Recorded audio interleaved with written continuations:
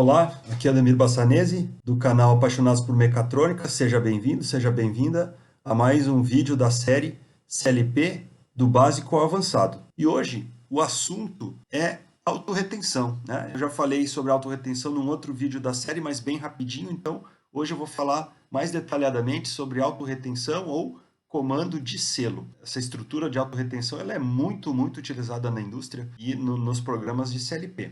Eu duvido assim que tenha uma máquina que não utilize essa estrutura de programação no seu código, né? Ou autorretenção ou set reset, que é uma outra estrutura que eu vou falar em outro vídeo, que também faz a mesma função da autorretenção. Então, caramba, não tem nenhuma máquina que não utilize essa estrutura. Então, é super importante a gente aprender isso. Então, vamos lá. Onde é que eu utilizo a autorretenção, né? Então, assim, sempre que eu tenho um sinal numa entrada digital, né, que esse sinal ele é temporário, ou seja, ele vai ter um acionamento para 1 na minha entrada e depois ele vai ir para 0, mas eu preciso manter a informação dele para usar em outro momento, eu preciso identificar que essa entrada foi para 1 e auto-reter esse sinal, para eu usar quando eu precisar. Então, eu vou dar dois exemplos bem simples aqui. O primeiro deles, eu tenho uma esteira transportadora. Essa esteira tem um sensor indutivo aqui, tem um sensor óptico difuso, tem dois sensores ópticos de barreira e tem dois cilindros expulsadores. Então, digamos que eu esteja transferindo essa peça, transportando essa peça pela esteira, e essa aqui é uma peça metálica. Então, quando essa peça estiver na frente do sensor indutivo, esse sensor vai dar sinal 1 lá para a minha entrada do CLP. E essa peça eu quero, por exemplo, expulsar ela nessa primeira caixinha aqui, através do acionamento do cilindro expulsador. Então, quando a peça estiver transportando, ela vai dar sinal no indutivo. Quando ela sair da frente do sensor indutivo, eu vou perder esse sinal, né? Então, depois a peça continua transportando, vai passar pelo sensor de barreira, eu vou começar a contar o tempo. Quando chegar num determinado tempo, eu vou estar com a peça na frente aqui do meu cilindro. E aí vai estar no momento de expulsar, de avançar o cilindro para expulsar a peça. Porém, se nesse momento eu não tiver autorretido, armazenado o valor, o sinal lá que o sensor detectou a peça, né? Se eu não tiver armazenado esse sinal, a máquina não vai saber o que ela tem que fazer. Então, quando a peça estiver passando pelo sensor, eu tenho que autorreter esse sinal e utilizar lá na frente para poder expulsar a peça. E um outro exemplo aqui é um botão pulsador, né? Então, o botão, esse aqui é o símbolo do botão, enquanto eu estiver com o dedo pressionado, esse contato aqui vai fechar, e se esse contato estiver ligado numa entrada digital do CLP, a entrada vai estar em 1. Quando eu tirar o dedo do botão, essa entrada vai para 0.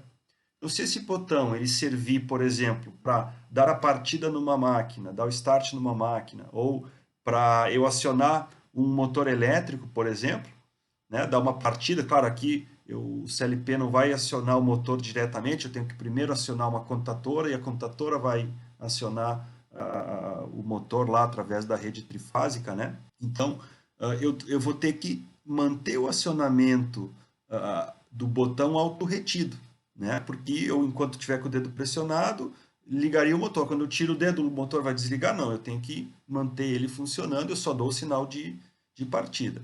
Ah, professor, mas daqui a pouco eu posso, em vez de usar um botão pulsador assim, com mola, eu posso usar uma chave de alavanca assim, que liga e desliga, né? E ela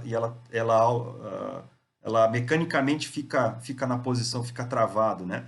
Mas isso é muito perigoso, né? Isso não é indicado para utilizar, principalmente, por exemplo, para partida de motor.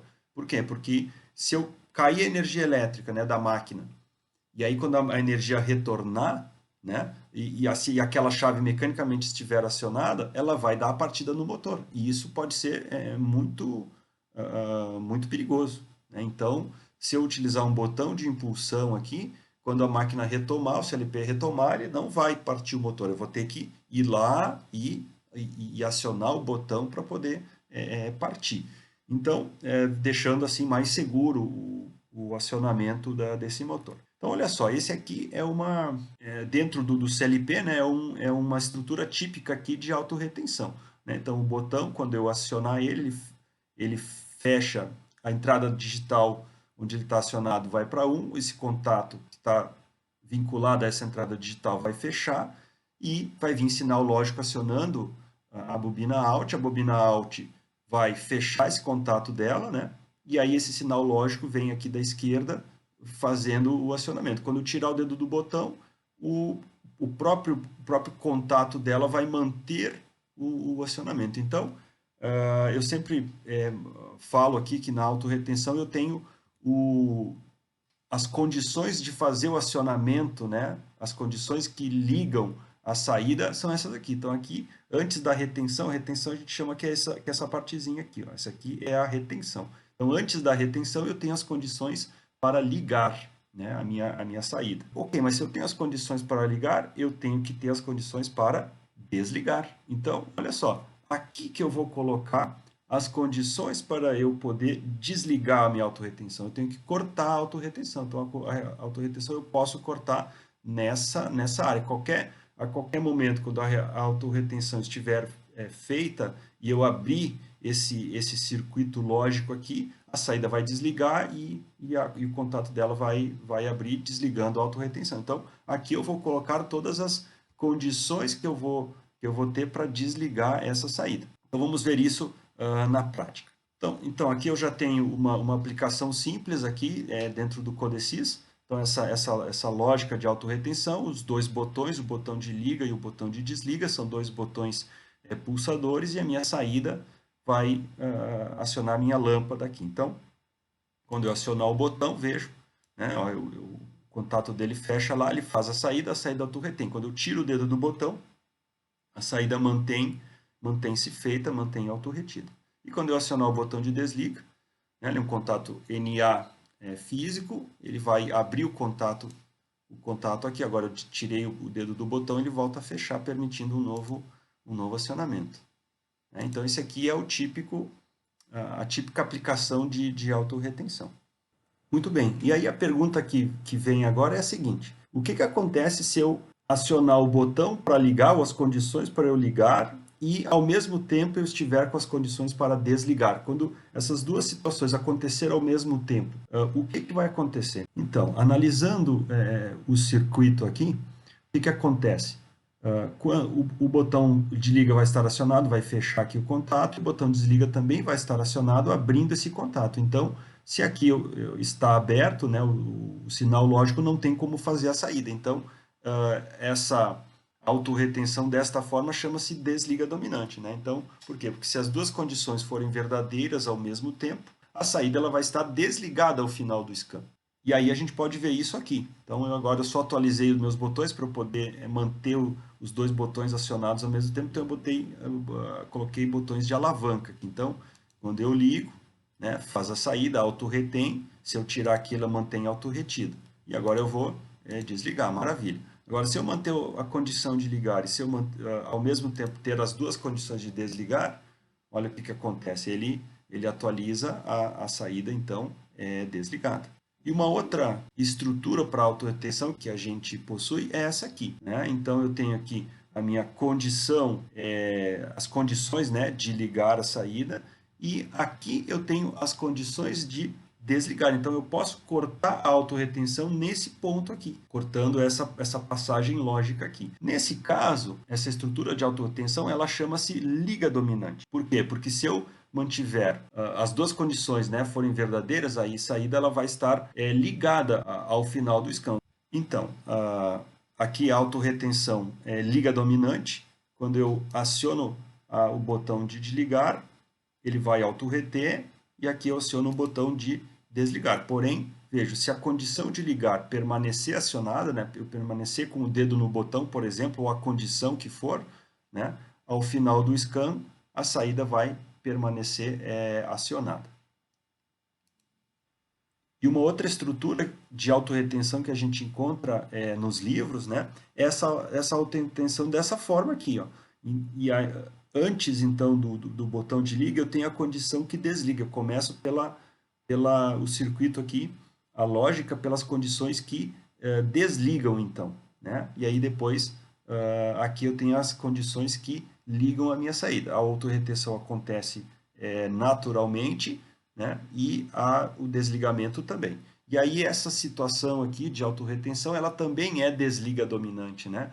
E aqui está essa outra estrutura de autorretenção, desliga dominante, né? Então, quando eu aciono o botão e tiro a condição, ele mantém a saída autorretida.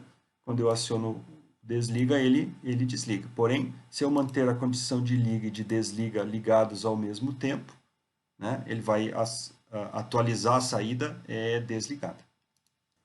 E uma outra situação muitíssimo importante que a gente precisa entender aqui é a seguinte: caso o meu botão de desliga, né, ele seja um botão com contato físico NF, né, ou seja, quando o botão não estiver pressionado, a entrada digital ela está em 1, e quando eu bater o botão, quando acionar o botão, eu vou desligar a entrada, o que acontece? Aí, todas as lógicas de autorretenção que eu mostrei anteriormente, eu vou ter que utilizar um contato normalmente aberto, então, aqui, como condição de desligar a minha autorretenção.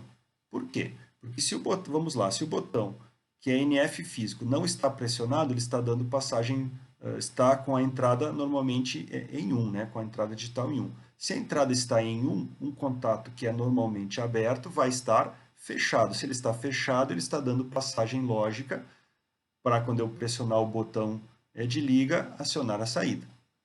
Quando eu pressionar o botão que eu vou abrir esse contato, a entrada vai para zero. Se a entrada for para zero, esse contato que é normalmente aberto, que estava fechado, vai abrir, porque ele vai permanecer na sua condição normal, que é aberto. Aí abrindo, ele vai desligar a autorretenção. Então, sempre que eu utilizar um botão de emergência, um botão de stop aqui, NF, né?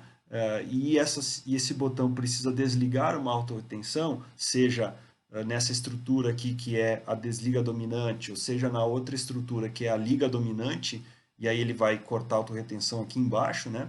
Eu vou usar o contato normalmente aberto. O NF ele fica físico e eu uso o contato normalmente aberto, então, para desligar a autorretenção.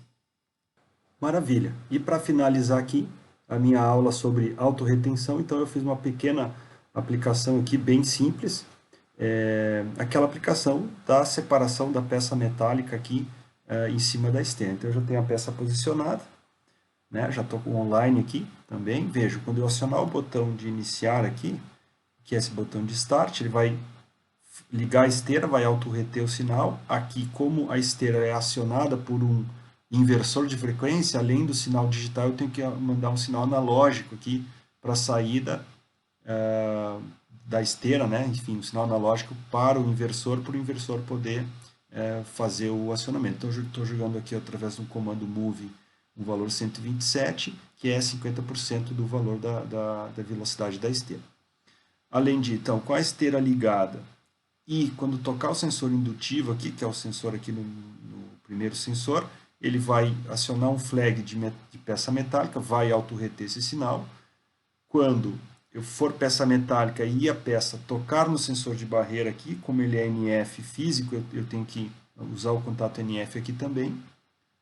Aí ele vai fazer um flag, vai contar o tempo, vai autorreter esse flag, faz a contagem de tempo de 1,5 segundos. Quando chegar em 1,5 segundos, ele aciona o desviador. O desviador é o cilindro aqui que vai avançar, desviando a peça. Autorretém ele também.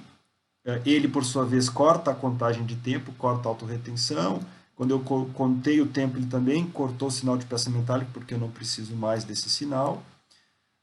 E quando eu tiver com o cilindro acionado, eu conto mais um tempo de 1 segundo, aciono o bit de fim, o bit de fim corta aqui a autorretenção do avanço do cilindro e vai cortar também o meu sinal de ligar a esteira lá no início. Então, veja que eu utilizei 1, 2, 3, 4 autorretenções aqui, cada uma em um estágio aqui do meu funcionamento. Então, vamos lá. Aciono a esteira, autorretém. Quando passar pela peça ali, chegou no indutivo, autorreteve. Quando está com o indutivo, contou o tempo, avançou, contou mais um tempo e finalizou. Vamos acompanhar mais uma vez. Dou início. identifica a peça, o sensor de barreira conta o tempo, 1,5 segundos, aciona o desviador, mais 1 segundo e retorna. Então essa aqui foi uma pequena aplicação mostrando a estrutura de autorretenção. Espero que você tenha gostado desse vídeo, deixe o seu like, compartilhe aí com os colegas, com os amigos. Um forte abraço e até o próximo vídeo.